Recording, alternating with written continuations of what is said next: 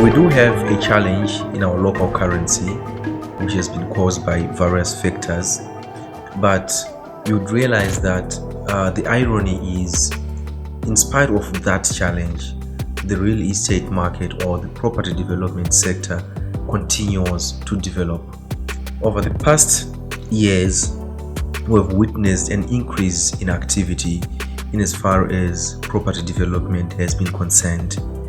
And despite the fact that we have a currency challenge, which has led the government to allow or to adopt the use of the US dollar.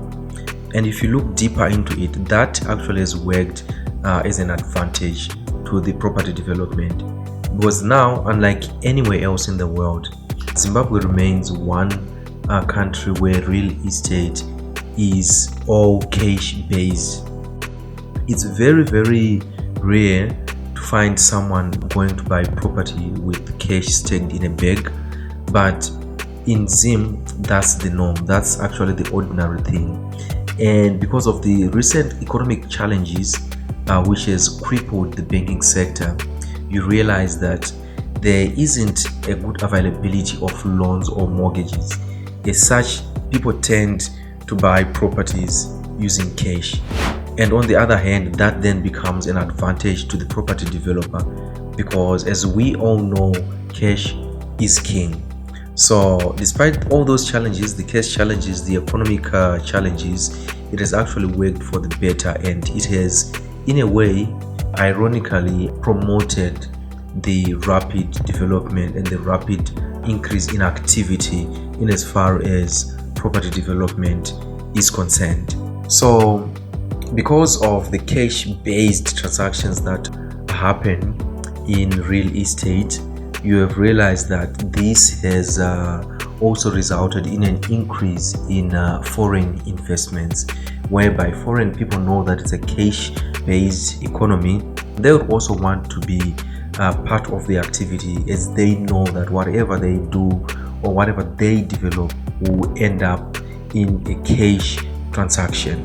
So over the past couple of months or over the past couple of years, we've seen different people coming in. We've seen Chinese, predominantly Chinese, also taking part in the property development sector. So the real estate market is very, very interesting.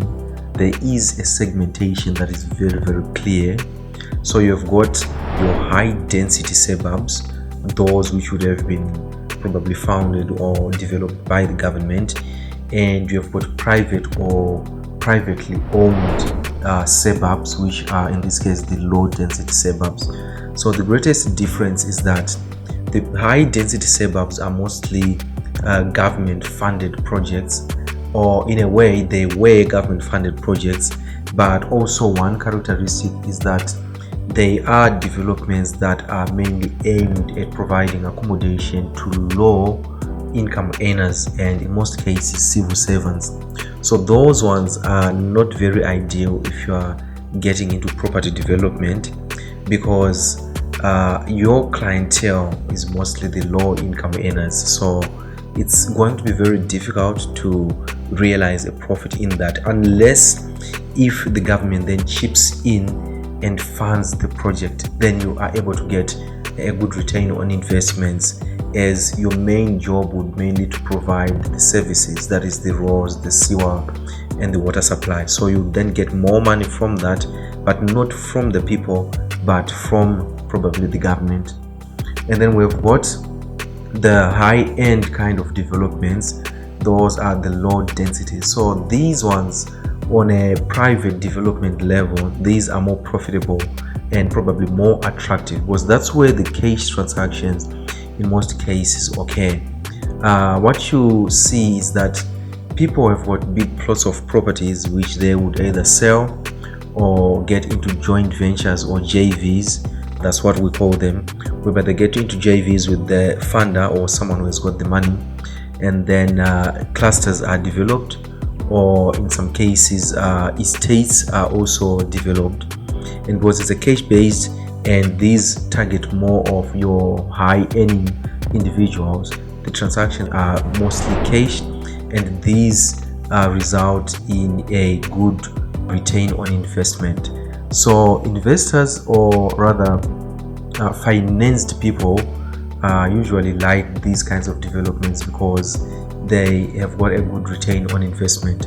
There have been some emerging opportunities as well in as far as real estate is concerned, or in as far as property development is concerned, and this has been as a result of the general change in the movement of people, and also just the general change of our global economy or our global community in as far as urbanization is concerned.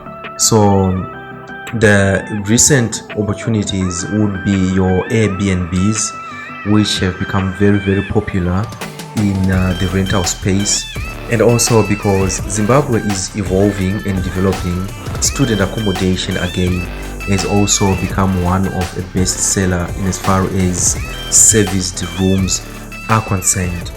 And also we have seen a rapid rise also in house flipping, because most of the properties were bought in the late 80s or in the early 90s, well, that is about 20 or 30 years ago.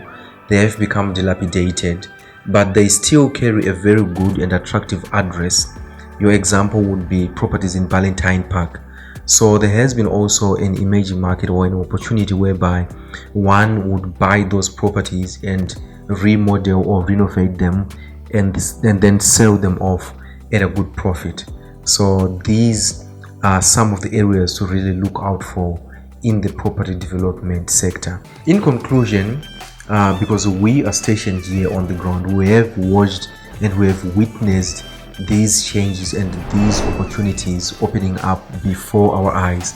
It's quite different from the people who probably left the country from a decade or 2 decades ago.